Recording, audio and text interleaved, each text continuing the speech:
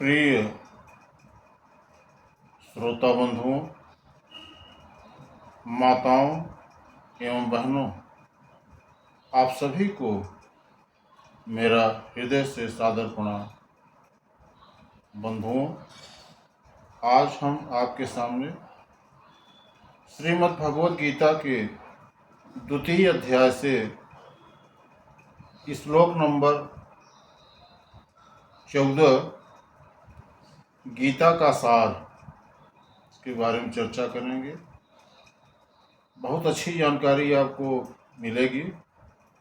अनुरोध करूंगा श्रद्धा से श्रवण करें।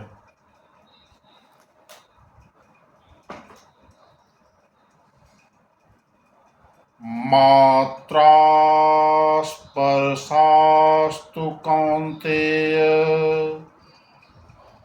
शीतोष्ण सुख दुःखदाः आगमापायिनो नित्यास्तांस्ते तिथिस्व भारत। बंधुओं,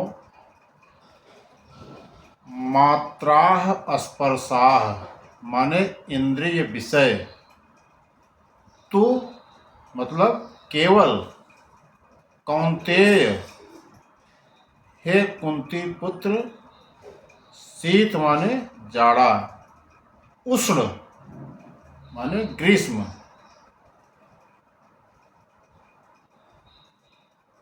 हे कुंती पुत्र,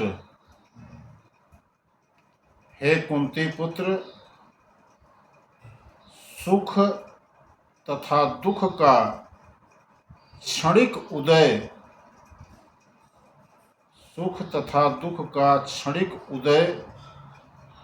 तथा काल क्रम में उनका अंतर्धान होना सर्दी तथा गर्मी की ऋतुओं के आने जाने के समान है। हे भरतवंशी, वे इंद्रिय बोध से उत्पन्न होते हैं और मनुष्य को चाहिए कि अविचल भाव से उनको सहन करना सीखें। मित्रों, इस श्लोक का तात्पर्य क्या है, आइए जानते हैं। कर्तव्य निर्वाह करते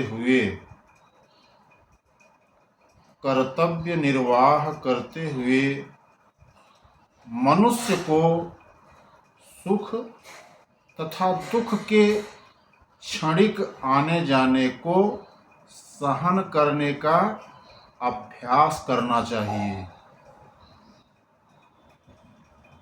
मनुष्य को क्या करना चाहिए? सुख तथा दुख के क्षणिक आने जाने को सहन करने के अभ्यास करने चाहिए।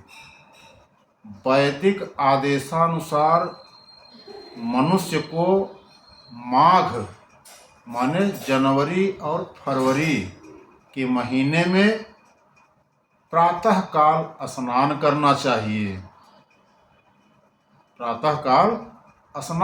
चाहिए। उस समय अत्यधिक ठंड पड़ती है। जनवरी फरवरी के महीने में, माघ में अत्यधिक ठंड पड़ती है। लेकिन जो धार्मिक नियमों का पालन करने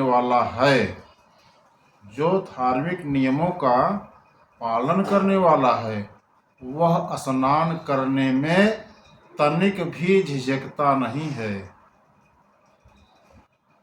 इसी प्रकार एक गृहिणी भीषण से भीषण गर्मी की ऋतु में माने मई जून के महीना में भोजन पकाने में नहीं हिचकती है।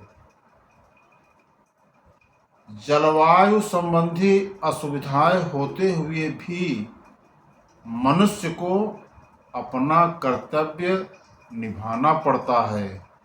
इसी प्रकार युद्ध करना क्षत्रिय का धर्म है। युद्ध करना क्षत्रिय का धर्म है।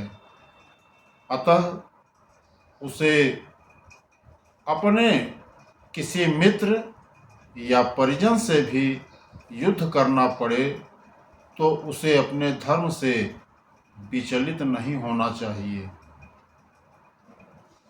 मनुष्य को ज्ञान प्राप्त करने के लिए धर्म के विधि विधान पालन करने होते हैं, क्योंकि ज्ञान तथा भक्ति से ही मनुष्य अपने माया के बंधन से छुड़ा सकता है।